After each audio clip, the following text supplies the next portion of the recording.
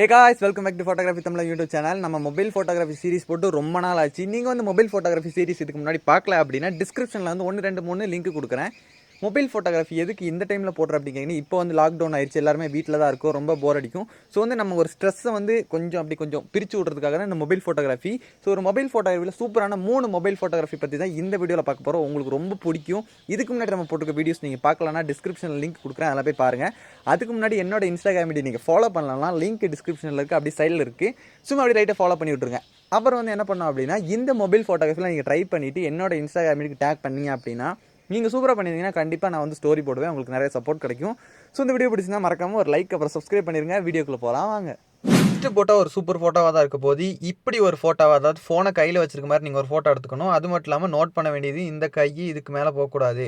So வந்து இதை note பண்ணி வச்சுக்கோங்க. நான் வந்து ஃபோனில் எடுக்க முடியாது, அதனால தான் நான் வந்து டிஎஸ்எல்ஆரில் எடுத்திருக்கேன். ஏன்னா ஒரு ஆளாக இருந்துட்டு எதுவும் பண்ண முடியாது.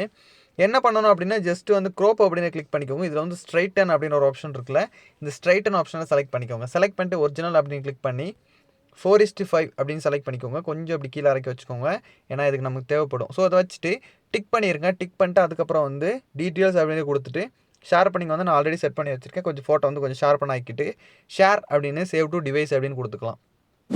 ஸோ அடுத்து வந்து நம்ம என்ன போகிறோம்னா பிக்சார்ட் ஆப் வந்து ஓப்பன் பண்ணிட்டு ஜஸ்ட் ப்ளஸ் பட்டனை கிளிக் பண்ணிட்டு எடிட் ஃபோட்டோ அப்படின்னு கொடுக்க போகிறோம். கொடுத்ததுக்கப்புறம் என்னன்னா ரீசெண்ட் அப்படின்னு கிளிக் பண்ணி இதில் வந்து அடோப் லைட்ரூம் அப்படின்னு நான் செலக்ட் பண்ணிக்கிறேன். ஏன்னா அடோப் லைட்ரூம்ல நம்ம ஃபோட்டோ இருக்குது. ஸோ வந்து அடோப் லைட்ரூம் செலக்ட் பண்ணிட்டு ஜஸ்ட் அந்த ஃபோட்டோ கொடுத்தா இந்த மாதிரி ஃபோட்டோ வந்துடும். அதுக்கப்புறம் என்ன பண்ணணும்னா இப்படியே தள்ளிட்டு வந்தீங்கன்னா இதில் வந்து ஆட் ஃபோட்டோ அப்படின்னு ஒரு ஆப்ஷன் இருக்குல்ல, இந்த ஆட் ஃபோட்டோ அப்படின்ற ஒரு ஆப்ஷனை செலக்ட் பண்ணிக்கோங்க. செலக்ட் பண்ணிட்டு இப்போ நம்ம ஆட் பண்ண அதே அடோப் லைட்ரூம் ஃபோட்டோவை திரும்பி நம்ம இதில் ஆட் பண்ண போகிறோம். ஸோ ஆட் பண்ணியாச்சு. இப்படி ஜஸ்ட் இப்படி ஜூம் பண்ணி வச்சுக்கோங்க.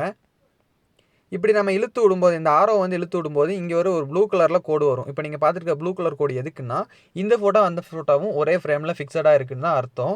ஃபஸ்ட்டு என்ன பண்ணுறோன்னா நம்ம வந்து மேலே இருக்கிற இந்த லேயர் மாதிரி இருக்குல்ல, இதை கிளிக் பண்ணி டூப்ளிகேட் அப்படின்றத செலக்ட் பண்ணிக்கலாம். செலக்ட் பண்ணிட்டு அதையும் என்ன பண்ணணும்னா அதையும் இந்த மாதிரி இழுத்து வைக்கணும். எதுக்கு அப்படின்னு பார்த்தீங்கன்னா நமக்கு இது தேவைப்படும். ஸோ வந்து இது ஃபஸ்ட் இருக்க மேலே இருக்க கிளிக் பண்ணி க்ரோப் அப்படின்னு செலக்ட் பண்ணிட்டு இந்த மேலே இருக்குல்ல இந்த ஃபோனோட இந்த ஆப்ஷன் இந்த போர்ஷனை மட்டும் செலக்ட் பண்ணி டிக் பண்ணிக்கலாம். டிக் பண்ணிட்டு இதை வந்து இழுத்து இங்கே அதுக்குள்ளே வச்சுக்கலாம். ஓகே, நோட் பண்ணிக்கோங்க. இதை செலக்ட் பண்ணி இழுத்து இங்கே வச்சுக்கலாம். அதுக்கப்புறம் என்ன பண்ணால் ரெண்டாவதாக இருக்கிற ஒரு ஃபோட்டோ அதை க்ரோப் அப்படின்னு கொடுத்துட்டு ஜஸ்ட்டு வந்து இந்த இடத்துலேருந்து கரெக்டாக அந்த கைக்கிட்ட இருந்து இந்த இடத்துலேருந்து இந்த இடம் வரைக்கும் மட்டும் செலக்ட் பண்ணிக்கோங்க. ஓகே, செலக்ட் பண்ணிட்டு என்ன பண்ணால் இதை வந்து ஜஸ்ட் இப்படி மேலே வர இழுத்து வைக்கணும். இழுத்து வச்சோன்னா என்ன ஆகும்னா இந்த ஃபோனும் அந்த ஃபோனும் ஜாயிண்டாக இருக்கிற மாதிரி இருக்கும். உங்களுக்கு வந்து தெரியும்னு நினைக்கிறேன். ஜஸ்ட் ஜூம் பண்ணிவிட்டு இதை ஃபோட்டோ மட்டும் கொஞ்சம் தள்ளி வச்சுக்கிறேன். ஓகே, இப்போ வந்து இது வந்து கரெக்டாக மெர்ஜ் ஆன மாதிரி இருக்கும். அடுத்து என்ன பண்ணுறோன்னா ஜஸ்ட் வந்து இந்த சென்டரில் இருக்க லேயர் இருக்குல்ல, அதை செலக்ட் பண்ணிட்டு எரேசர் பட்டனை செலக்ட் பண்ணுறோம். கீழே எரேசர் அப்படின்னு கொடுக்குறோம். கொடுத்து இதில் வந்து ஹார்ட்னஸ் வந்து ஃபுல்லாக குறைச்சிட்டு சைஸை வந்து கூட்டிக்கோங்க. ஹார்ட்னஸ் நார்மலாக வச்சுக்கோங்க. ஒப்பாசிட்டி எப்போ ஃபுல்லாக இருக்கணும். ஸோ வந்து என்ன பண்ணுறோன்னா ஜஸ்ட் இந்த மாதிரி ஒரு குட்டி எரேசரை போட்டு விட்டோம் அப்படின்னா அந்த இடத்துல ஒரு மாதிரி ஜாயின் ஆகிருக்கு பார்த்தீங்களா, இந்த ஜாயின் ஆகிருக்கிறது அப்படியே தனியாக தெரியும். இப்போ அது வந்து மறைக்கிறதுக்கு மாதிரி இந்த மாதிரி இருக்கும். ஸோ வந்து இதை வந்து எரேஸ் பண்ணிட்டோம். டிக் பண்ணிக்கிறேன். இப்போ மேலே உள்ள மேலே ஒரு லேயரை கிளிக் பண்ணி எரேஸ் அப்படின்னு கொடுத்துட்டு அதையும் லைட்டாக அப்படி எரேஸ் பண்ணிக்கிறேன். டிக் பண்ணிக்கோங்க. டிக் பண்ணிவிட்டு மறுபடியும் டிக் பண்ணிக்கோங்க. டிக் பண்ணிட்டு என்ன பண்ணோம் அப்படின்னா ட்ராவ் இருக்குல்ல, ட்ராவ் பட்டனை கிளிக் பண்ணுறீங்க. ட்ராவ் பட்டனை கிளிக் பண்ணிட்டு மேலே இருக்க 3 புள்ளியை செலக்ட் பண்ணிட்டு சேவ் இமேஜ் அப்படின்னு கொடுத்துருங்க. அப்படி நேராக உங்கள் இன்ஸ்டாகிராம் பக்கம் வாரீங்க, ஒரு ஸ்க்ரீன்ஷாட் எடுக்கணும். அதுக்காக தான் என்ன பண்ணோம் அப்படின்னு ஜஸ்ட்டு கரெக்டான லெவலுக்கு வச்சுட்டு என்னோடய ரெக்கார்ட் பட்டனு இங்கே வந்து கண்டிப்பாக சேவ் ஆகிடும், எனக்கு நல்லா தெரியுது.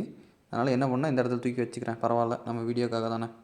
ஸோ வந்து இந்த ஒரு ஸ்க்ரீன்ஷாட், அடுத்து வந்து அந்த ஃபோட்டோ எங்கே விட்டுச்சோ அதே இடத்துல இன்னொரு ஸ்க்ரீன்ஷாட். ஓகே, அதே இடத்துல இங்கேருந்து இங்கே வர 3வது ஸ்க்ரீன்ஷாட். ஓகே, அதுக்கப்புறம் இந்த கீழே இருக்கிற அந்த பார் இருக்குது பார்த்தீங்களா, அதை மட்டும் தனியாக ஒரு ஸ்க்ரீன்ஷாட் எடுத்து வச்சுக்கலாம். ஓகே, இப்போ இந்த 3ஐயும் நம்ம எடிட் பண்ண போகிறோம். ஸோ வாங்க, ஸ்க்ரீன்ஷாட் எடுத்துகிட்டு வந்தாச்சு. அடுத்து என்ன பண்ண போகிறோம்னா ஆட் ஃபோட்டோ அப்படின்னு கொடுக்க போகிறோம். ஜஸ்ட்டு வந்து நம்மளோட ஸ்க்ரீன்ஷாட்லாம் செலக்ட் பண்ணிக்கலாம்.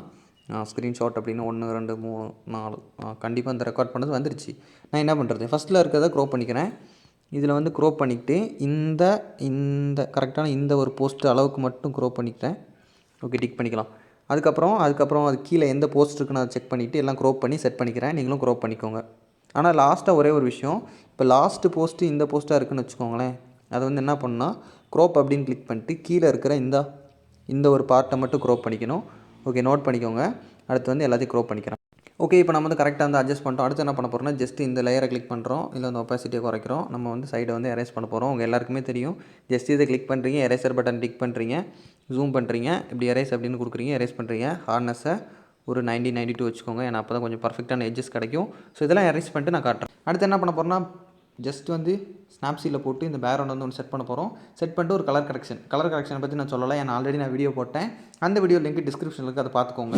அடோப் லைட்ரூமில் நம்ம ஃபஸ்ட்டு ஓப்பன் பண்ணி வச்சோம் பார்த்தீங்களா, ஒரு ஃபோட்டோ ஒன்று ஷேர் பண்ணோம்ல, அந்த ஃபோட்டோவை ஸ்னாப்சீட்டில் ஓப்பன் பண்ணிக்கோங்க. டூல்ஸ், டபுள் எக்ஸ்போஷர், அப்புறம் கீழே இருக்க ப்ளஸ் பட்டன், இங்கே மேலே இருக்க கோடு, இதில் இமேஜ், இதில் வந்து பிக்சார்ட்டில் இப்போ சேவ் பண்ண அந்த ஃபோட்டோ. ஓகே, சேவ் பண்ணிட்டு ஜஸ்ட்டு 3வது இருக்க கிளிக் பண்ணுறீங்க. அப்படியே ஃபுல்லாக அந்த 3வது இருக்கிறத கூட்டுறீங்க. அவ்வளோதான், சிம்பிள்.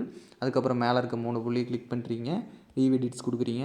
அப்புறம் வந்து டபுள் எக்ஸ்போஷர் அதை வந்து கிளிக் பண்ணுறீங்க, இந்த ட்ராவ் பட்டனை கொடுக்குறீங்க. ஜஸ்ட்டு சிம்பிளாக இந்த ஃபோனை மட்டும் வரைஞ்சி கொடுக்குறீங்க, அப்படியே இந்த கையும்.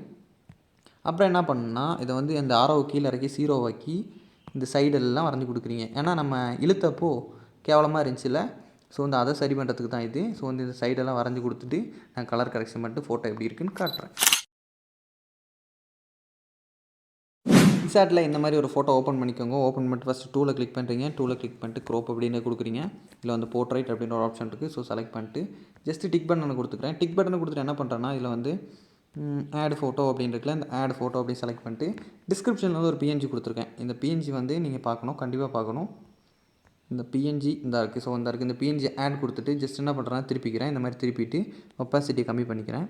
கம்மி பண்ணிட்டு ஜஸ்ட்டு ஜூம் பண்ணிவிட்டு, இது வந்து நிறையா பேர் எதிர்க்கலாம், இது எப்படி நீ பண்ணலாம் அப்படின்னு எதிர்க்கலாம். ஆனால் எனக்கு பிரச்சனை இல்லை. நான் ஒரு இடத்துல பார்த்தேன், இந்த க்ரியேட்டிவிட்டி எனக்கு பிடிச்சிருந்துச்சி, ஸோ அதனால் பண்ணுறேன்.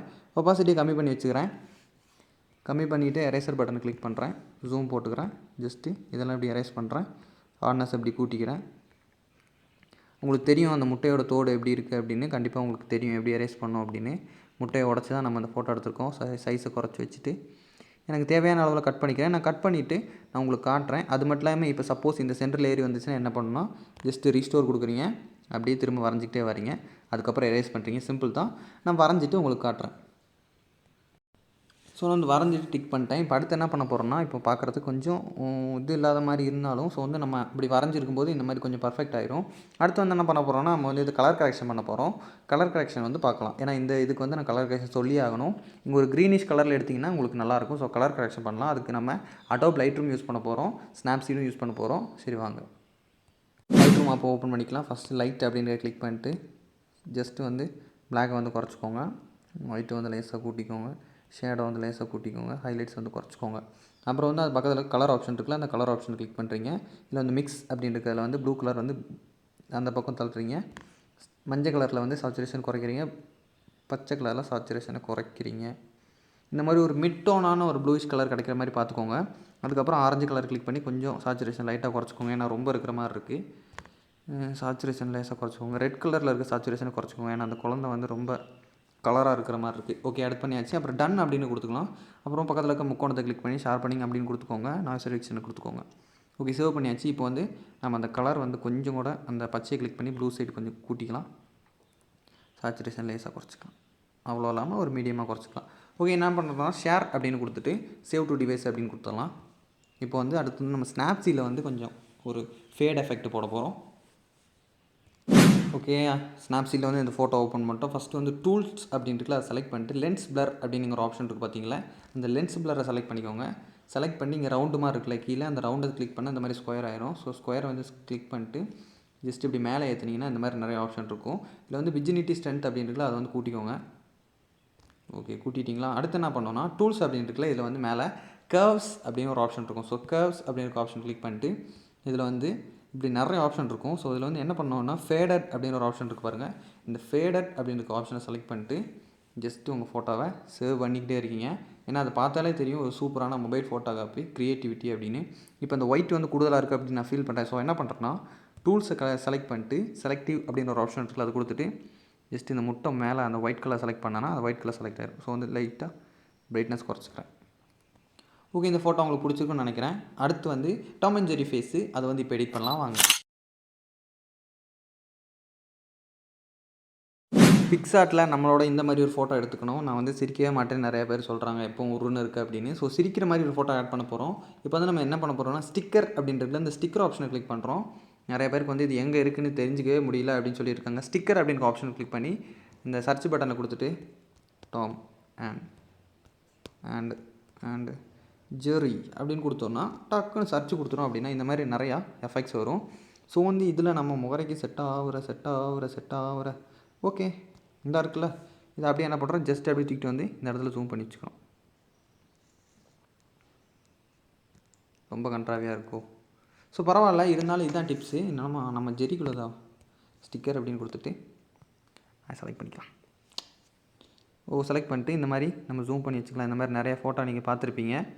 ஸோ இது வந்து கொஞ்சம் பர்ஃபெக்டாக பண்ணிவிட்டு நான் அப்படி இருக்குன்னு காட்டுறேன்.